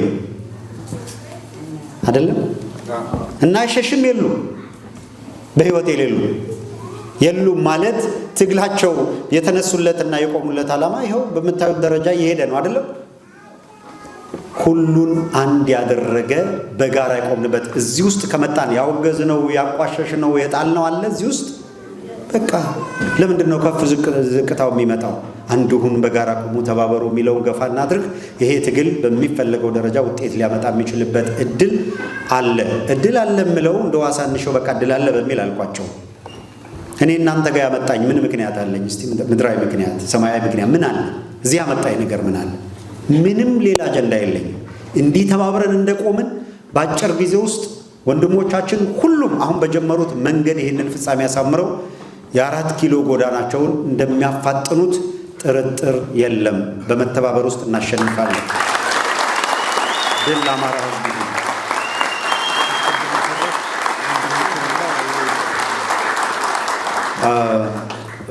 ወንድማችን ሚኪ የታለ? እዚህ ጋር ነበራችሁ። አዎ ትንሽ ከፍ ብትል ያዩዋል። አይናፋር ነው መሰለኝ፣ ፈራ። እነዚህን እዚህ የምናያቸውን እነዛን የፈጠራዎች ቲሸርት ላይ የምናያቸውን እኔ ከመጣው ጀምሮ የሰማሁት ነው። እነዚህ አዳዲስ ቲሸርት ላይ የምታዩቸው አራሽ ቀዳሽ ተኳሽ ምናምን የሆኑ ነገሮች እዚህ በጣም የፈጠራ ስራ በዝቶ አይቻለሁና ጠየቅኩኝ ማን ነው ስል ነገሩኝ። ማን እሱ ነው እባካችሁ አይዲያል በሆነ መንገድ ይሄም እንዲዘጋጅና እዚህ አዳራሽ ውስጥ ሰው አድርጎት እንዲመጣ ሁሉ አደረገ። መልስ ነው አይደለ? ትንሽ ገፋ ገፋ ስለተደረገ ነው አይደለ? ደመቅ አድርገን እንዲህማ አትገፉትም እያልን ያለ ነው አይደለም? እንዲህማ አትሉትም። ለእያንዳንዳቸው ፋኖች ለእያንዳንዱ የአማራን ሕዝብ ትግል ለሚመሩ አካላት በዚህ ደረጃ ነው የምንቆመው፣ ሁላችንም አንድ ሆነን። በድጋሚ የለንደን ፋኖ ይሄን ፕሮግራም አዘጋጅተው በጋራ እንድንነጋገር ስላደረጉ በጣም ትልቅ ምስጋና አለኝ። አጥር እንዳላጥርባችሁ እኔ እዚህ ጋር አቆምና ከእናንተ ግን የሚነሳ በሂደት ውስጥ የታዘባችሁት መታረም አለበት የምትሉት፣ የምትነቅፉት፣ የምትተቹት እንዲነገር እንዲብራራ የምትፈልጉት ማናቸውም ጥያቄ ካለ ሁሉንም ለመቀበል እኔ ጋር ያሉትን ነገሮች ምላሽ ለመስጠት ግላዊ የሚመለከቱ ጉዳዮች በዚህ ሂደት ውስጥ በትግሉ ሂደት ውስጥ ይሄ ነገር መደረግ አለበት የምትሉትም ካለ አስተያየትም ጥያቄም ተቀብዬ ከናንተ ደግሞ የምማርበት እድል አገኛለሁ ብዬ አስባለሁ። የእውነት የተለየ ነገር አልነገርኳችሁም፣ ይገባኛል። መሬት ላይ ያለው እውነት ነው። ከፍቅራችሁ የተነሳ ቆማችሁ እንደዚህ ተነጋግረናል። አንዳንዶቻችሁ ለሰማይ ለምድሩ የከበዳችሁ አብዛኞቻችሁ ታላላቆቼ ናችሁ። ተነሱ ቁጭ በሉ እያልኩኝ ስለነበረም ጭምር ይቅርታ ጠይቃለሁኝ። በልባችሁ መከፋት አይኑ እንደ ልጅ የሚሰማኝን እንደ ወንድም ፊልም አድርገውን የተናገርኩት እህቶችም ወንድሞችም እናትም አባትም የምትሆኑ በዚህ አዳራሽ ውስጥ የተገናኘን በሙሉ የ2005 2006 በኢትዮጵያ አቆጣጠር 2005 እና 2006 ላይ አዲስ አበባም ባህር ዳርም ደሴም አርባ ምንጭም ወላይታም ተዘዋውረን ሰልፍ በምናደርግ ጊዜ ያን ጊዜ የነበረው ስርዓት የኢህአዴግ ስርዓት ምን ያህል ይሄ 1 ለ5 አደራጅቶ ሰፈሩን በሙሉ ትንፋሽ ያሳጠረበት ጊዜ ስለነበረ ማንም ሰው ያ ስርዓት ይወድቃል ብሎ ለማሰብ ይቸገር ነበር እና አንድ መፈክር ነበረችኝ፣ እመነኝ ደርግ ወድቋል ኢህአዴግ ይወድቃል ስል እንዴ አንዳንዱ ምን ነካው ይልች አያቆም ማለት ነው ይሄንን ስርዓት የሚል ነበረ። ጥንቆላ አልነበረም። ስርዓቱ ምን ያህል ነውረኛ እንደሆነ እየተበላ እየተገዘገዘ እንደነበረ ትግሉም እንዴት እንደተጠናከረ ከማወቅ ነበር የተናገርኩት። ዛሬ አንድ ነገር አረጋግጬ ላቁ፣ ሳትጠራጠሩ ተቀበሉ። ይሄ ግፈኛ የአብይ አህመድ ስርዓት ይሸነፋል።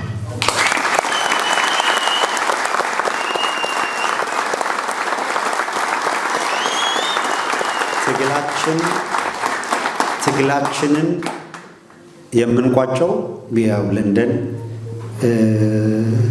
ስጠሩኝ ይመጣሉ። ግን ደግሞ የኔ መምጣት ምንም ሳያስፈልገው የስርዓቱ ጀሌዎች እዚህ ያው መልእክት የሚነገረው ሁሉ ይደርሳቸዋል። አድራሾችም ካለው ያደርሷቸዋል። አለዛም ላይ የሚተላለፈውን ይሰማሉ። ወደ ለንደን ስትመጡ እግዚአብሔር ይሁናችሁ። ይሄ ኃይል አሁን ትላንት 4 5 ከነበሩ አሁን ይሄ ሁላ የለንደን ፋኖ ነው አይደለም?